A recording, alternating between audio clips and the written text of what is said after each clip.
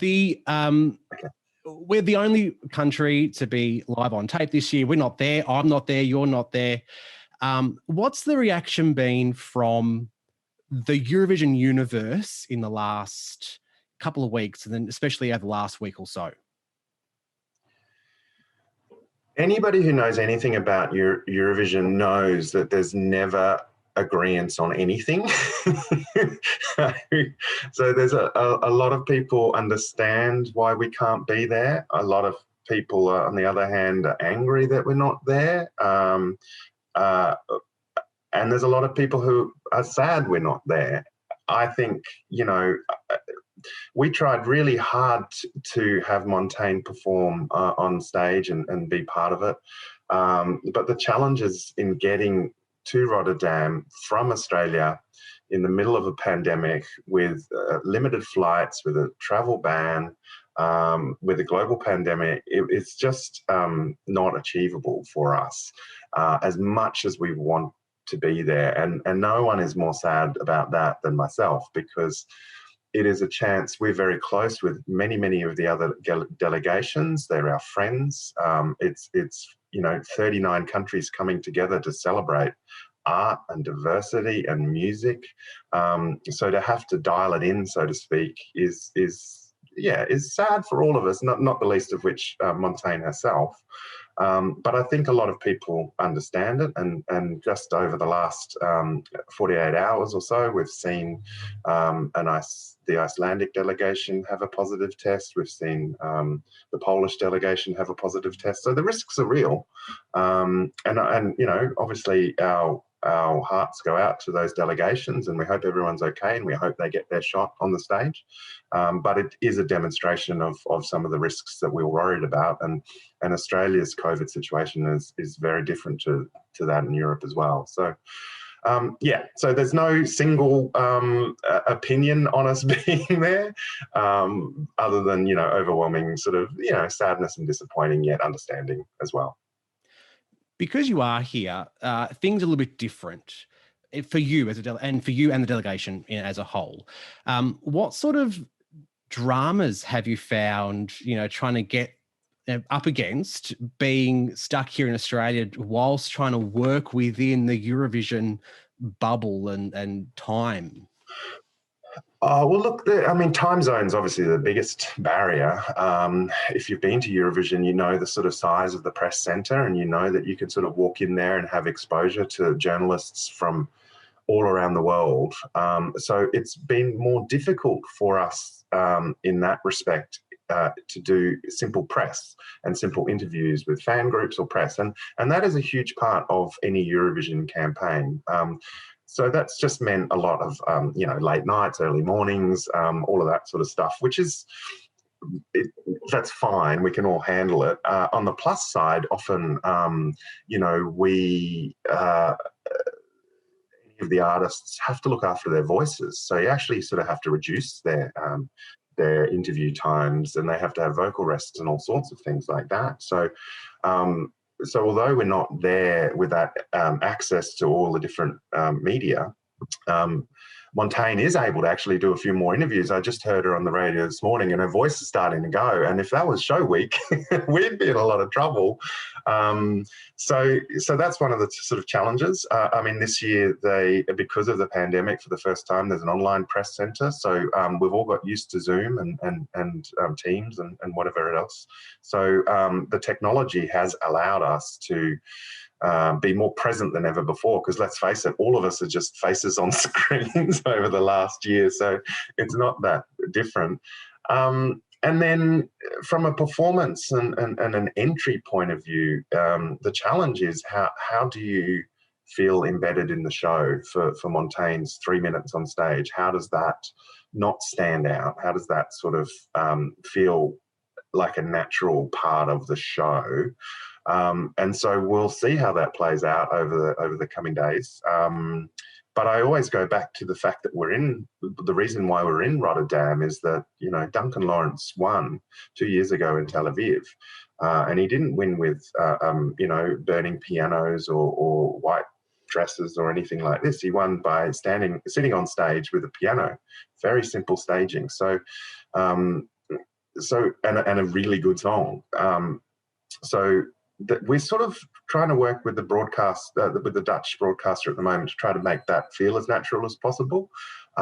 We are setting up a sort of a virtual green room in our Tarman studios, so that when the sort of votes come in and during those sort of interval periods, Montaigne will be able to be interviewed within the semi-final one. So yeah, we're just trying to overcome and figure out technologically how to do all of that. Yeah, so that's been the biggest change, really. And yeah, not being able to sort of walk up to someone and suggest an idea is a little bit more difficult as well. But you know, we're giving it a red hot go, and I think for people watching the competition from Australia, it's going to be one hell of a Eurovision. You know, like the staging's amazing. The interval acts are great. We've seen the postcards look really, really clever. Yeah, it's going to be one really. It's going to be a good year, and the music this year is really great from everyone. Everyone stepped up their game. I think, you know, everyone's had an extra year to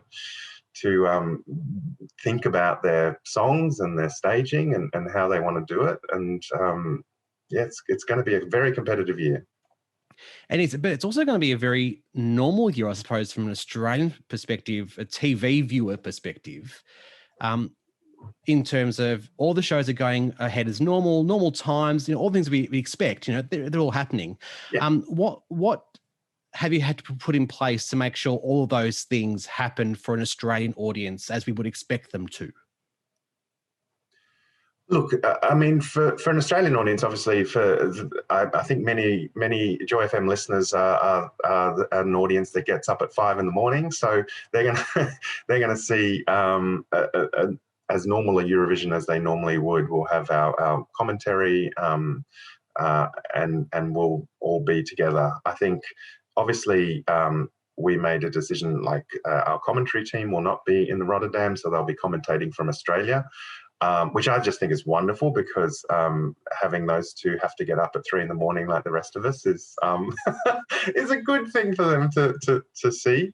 And then we would normally have you know, our backstage interviews and things like that, and some colour from wherever the host city is. So we're working to do that as best as we can, with our normal backstage interviews and things like that. So I think for most people it's going to not be very unusual. We're still watching the world's biggest song competition, the world's biggest sort of spectacular television show. Our goal is for people just to not even notice that we're doing things differently. Yeah. One of the questions that we often start asking around about this time is, you know, the people involved. We know Joel and Miff are our commentators. We know Montaigne is our artist. Do we have word yet on who will be telling Europe who we voted for? We're keeping that one up our sleeve this year, and that will be revealed. You know, normally we would announce our Australian jury by now, but they tweaked the rules this year, so that we cannot actually reveal the jury until the voting is done for the grand final. I think you know, jury voting has been, there's been some irregularities over recent years. Certainly not by Australia, but there has been some criticisms, irregularities. So that they've tightened up the rules a little bit there, so as not to reveal the individual jury members, I guess, so that people can't be influenced or anything, you know, naughty happen. So yeah, we'll reveal our jury. We're very happy with our jury and our jury spokesman on the night. I have to say, my personal favourite jury spokesman this year is Iceland's, which is the Play Ya Ya Ding Dong man from the Eurovision movie, and I thought that was a stroke of genius. When would we maybe be finding out who will be fronting up at 7 a.m? Oh, about 7 o'clock on Sunday morning. Oh, great. Perfect. Can't wait. Finally, you are on your way out of SBS after being part of the team to bring us Australia's sides and the Eurovision coverage. As you step away and let someone else come on in and continue the show, I suppose, what dreams do you have for Eurovision and Australia? Look, one of the things that I am most proud of in my time at SBS has been launching Australia Decides. I felt that we are so proud of that show. We so love doing that show. We love what it represents. We love the engagement with fans. And, the challenges over the next few years with that is just how do you grow that further? Where do you push it? How can you get more artists? Can you get more musical styles? Can you, do all of that sort of stuff? We work so hard on that show. And it's just and we get a lot of positive feedback from that. And I love that, we've done 2 already, and I thought Kate Miller-Heidke was an historic performance in Tel Aviv, and that was really exciting. Montaigne herself is an artist that I think is dangerous, and further, that further sort of pushes what Australia has to offer with Eurovision. We'd had criticisms over the years that we were playing it safe, and I don't think we're playing it safe anymore. And you can't play it safe when you put the vote to the Australian public, and that danger is what's exciting for me. Not that I think the danger comes from it's always going to be an incredibly accomplished artist, but it's just working with who that will be and how to bring their dream to life. So I want to see that continue long into the future. I'd love to see, obviously I think how good would it be to win one day? Apparently you're not supposed to talk about winning. And I've had some countries comment to me over the years, one of the things we loved about Australia coming in is that you weren't afraid to say you want to win it. And and I think that would be wonderful. And if we were to ever win it, how good would it be to try to host it in Australia? Now, that's not our current arrangement, but, could it happen one day? I think so. Jon-Ola Sand, who was the previous head of Eurovision, said it on stage a couple of years ago at the Gold Coast. He said, of course you can win it. I was about to do a Jon-Ola accent then, but I won't. Of course you can win Eurovision. So, one day I'd love to win it, and I'd love for Australia to win it, and I'd love to have the opportunity to host it here. There's obviously a lot of challenges with that in terms of time zones and things like that. But I think we have figured out a way we could do it. And so we'll just continue to try to charm, cajole, and convince the powers to be that we could possibly do it. But I think with Australia Decides, even though it's a much smaller show, the more we do that, the more we learn ourselves technologically how to do it and how to craft a show.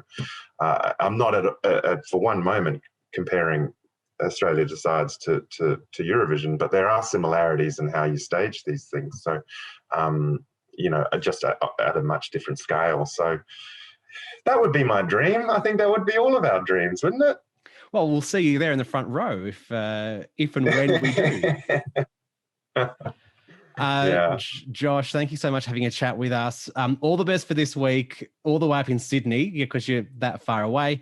We'll be rooting for you down in Melbourne and across Australia, of course. Best of luck, and thanks for chatting with me.